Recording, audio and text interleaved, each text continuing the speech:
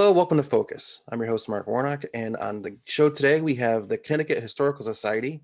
Ilene Frank, the chief curator, is here with us. Thank you so much for giving us some time. Thanks, Mark. It's my pleasure to be here. So, a little bit about the Connecticut Historical Society. You guys were founded in 1825. That's a long time ago. Yes, it is. The Connecticut Historical Society is one of the oldest state level historical societies in the nation. Which, when I read that, I did not know that was a thing, and that's pretty amazing. So your guys' mission is connecting people with the story of Connecticut. So tell me a little bit about the organization and what you guys do. Yeah, so it's a really great place to work. And one of the reasons why is because we do preserve so much of our state's history, but more importantly, we share that history with our community members and we work with the community to identify new stories to collect and preserve for the future. And one of the things that we feel really strongly about is that we can, while we're uplifting the state's history, we're also looking at our entire nation's history through the lens of Connecticut. Being the fact that we're one of the 13 original colonies, being that before that we have such a rich Indigenous history, we can really talk about how our nation has formed and how we are existing, in the year 2021 through all of that historical content. Now, just going through the website a little bit while I was doing some research before the show, I saw that you guys have a collection of over 4 million manuscripts, graphics, books, artifacts, and other historical materials that are accessible on campus and on loan from other organizations. So does that mean anyone could go in and just check out like all 4 million of those things, or is like how is it all broken up, so to speak? Yeah. So, because we've been around since 1825 and because we've been actively collecting the materials that, from our past since the 1830s, we do have this tremendous collection. And when we say we have 4 million objects, what we mean is if you were to count, every piece of paper, every sock, every tavern sign we have, it numbers 4 million. Um, those objects are on display in the exhibitions that we have here. We do at times loan them to other museums or other cultural entities. Individuals can't come and take them home, but you can make an appointment at our research center to look at these materials. So we have in our research center, we have people who are, doing a high school project, or they're working on their PhD, or they're just looking into their family history. And it turns out that we have objects that relate to what they're studying, and they can come in and we'll bring out those objects for them to, look at while they're in the research center. So for a lot of people, it's it's really a tremendous and sometimes emotional experience. I mean, if you're studying your ancestors' history and we have your, fourth great grandfather's letter or diary, Mm. to be able to hold that object, see that person's handwriting, that's a very powerful moment that takes place here at the museum. Well, that is something that people might not know is that not only are you a museum, like it says in the sign behind you, you're also a library. Now, Yeah. I kind of knew a little bit about the historical society from going there when I was younger in school and stuff, but for people who might not know, tell us a bit more about like you were talking about the research center and the like in the library and what that's all about as well. Sure. So, we're not just the exhibitions and the programming that we do. That research center is also very much a core activity center for us because it's where people can engage in scholarly research or just come in and look at photographs, historic photographs that they like. Um, of that 4 million items we have in the collection, the bulk is really the manuscript material and the printed books. And so that library component, the archive component, is where we preserve and store those items. And so I think we're always looking for ways to engage our fellow community members in the act of history. And what does that mean? I think sometimes we do a disservice um, in that we teach history that it's static or it's a bunch of names and dates, military generals or kings you have to remember. And history is really just how we record and document anyone's life. And so We have those items here. Sure, we have items related to George Washington and Hamilton, big names from American history, but we also have the writings of men and women who just, kept diaries and kept account books, and to be able to look through that information and make a connection to some of the issues that we're facing today as a nation is pretty remarkable.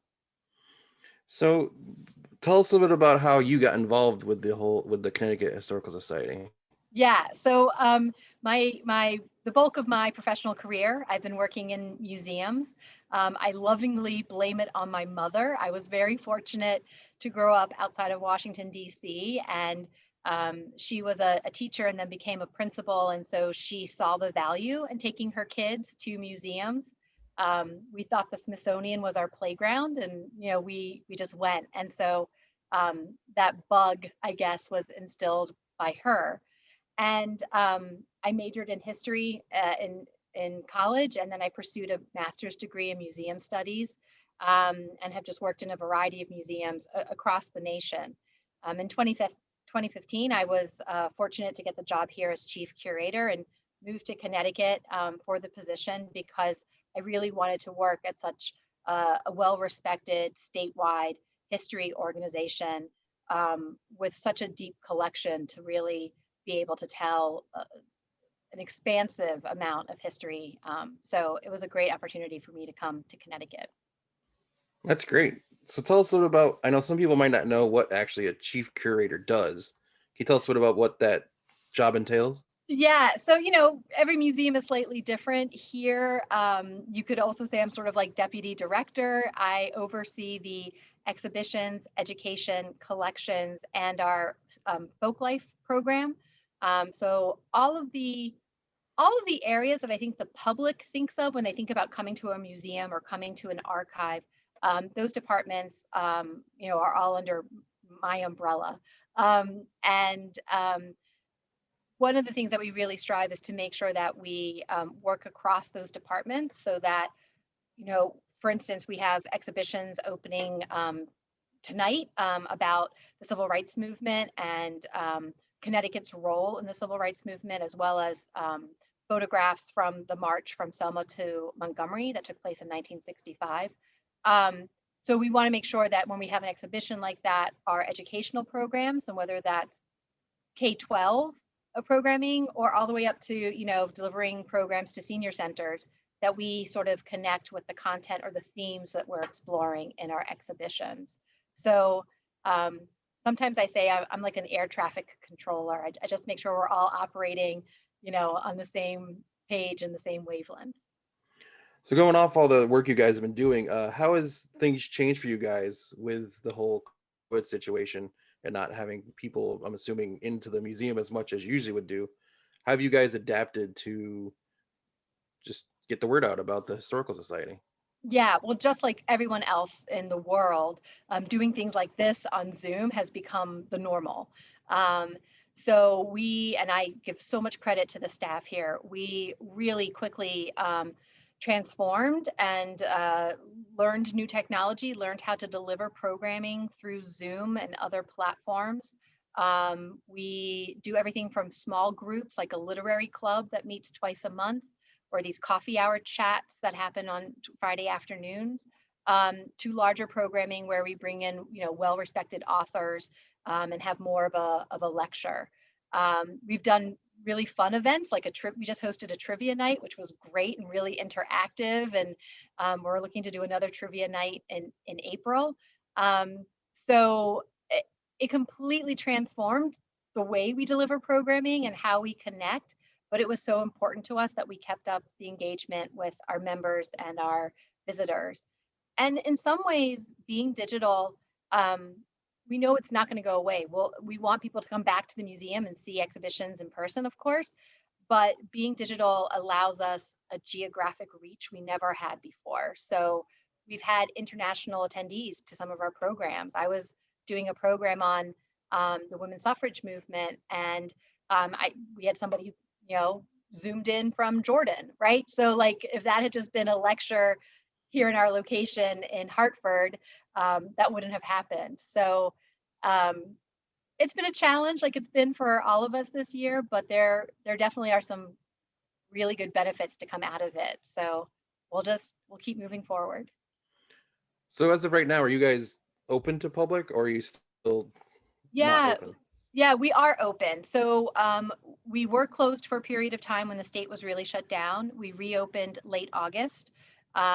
We have really strong cleaning protocols. You have to wear a mask when you're in public spaces. We have limitations on how many people can be in the building. So even our staff operates, we still try to keep that at 50%, so that we have enough coverage and the building is safe and visitors are safe, but that we're not all here at the same time. And we do have visitors who come and really just enjoy the opportunity to get out of their house in a COVID safe way, take in the exhibitions or schedule an appointment at the research center. And we're happy to be open and maybe be a place of respite while we're all getting a little bit sick of being at home so much.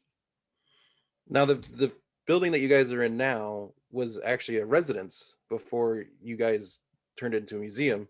Tell Yeah. us a bit about that. I know there was like a car wash in there and a Yeah, bunch of yeah. different things. Yeah, as we said, we've been around since 1825. We in the 1800s we had space on Main Street, and then we were one of the first organizations to be in the Wadsworth Athenaeum when it was more than just the art museum that it is now. And that stayed until 1950 when, according to our history, the fire marshal told us we had to leave because we had too much stuff crammed into our space.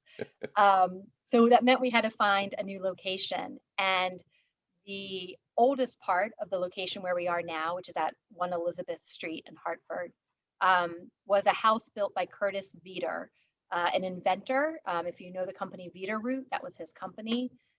He was really into precision counting. So if you're old enough to remember when gas pumps used to actually click as you pumped the gas, that was one of his inventions. And he built this beautiful stone facade house that was deemed to be fire safe and good for the museum. So by 1950, his widow did not want the property, his daughters did not want the property. So we were able to acquire it. We moved in. We've done a number of expansions over the year, so it's not just the house. And though we don't interpret it as a historic house museum, like you can't come and see the bedrooms, there are still like remnants of it being a house. So if you walk down some hallways, you'll see where the trash incinerator chute was, or yes, in the basement, he had a 3-bay garage, and one of the bays had piping for an indoor car wash. So, when you move into the house of an inventor, there's some quirks that come Yeah. along with it. And I from reading up on the house and the historical society beforehand, the house itself even had its own built-in vacuum system, which I thought Yeah, was kind of way before its time. That like yeah, I was pretty crazy. yeah. The central vac system. So, like things like that. If you look closely enough, you can see, the servants call buttons. You can see the plug where you would hook into Mm, the central vacuum system. Um, there's some oddities being in this house. that's awesome. I don't think many people know like that. I mean, people know there's museums there, but all the little history things behind it and how it all came to be. I don't think many people might know that, and that's kind of a fun little thing to kind of like being from Washington at the Capitol building. They have like the little doors, and that's where they used to have like the things to mop the floors. They'd attach the hose and do that kind of thing. So small little Yeah, things like that always. I'm into that kind of stuff. I'm always into yeah, those little yeah, history things of like little things that people might not see. yeah. The engineering and technology that was put into the house in the Mm. 1920s is remarkable. Yeah.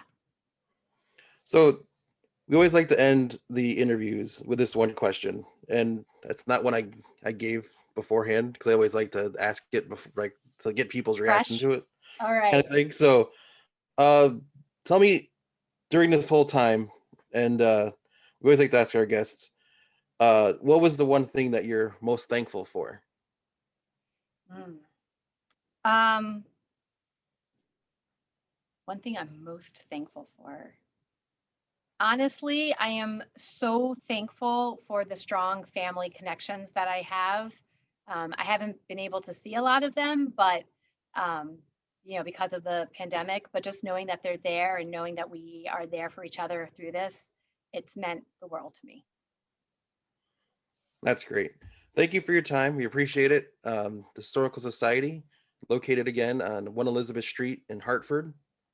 Correct? Yeah. All right. I got that right. Just want to make Yeah, sure. So if you want to check them out, you can go there. They also have a website, which we'll have at the end of the segment here with all the information and everything. So thank you so much for your time.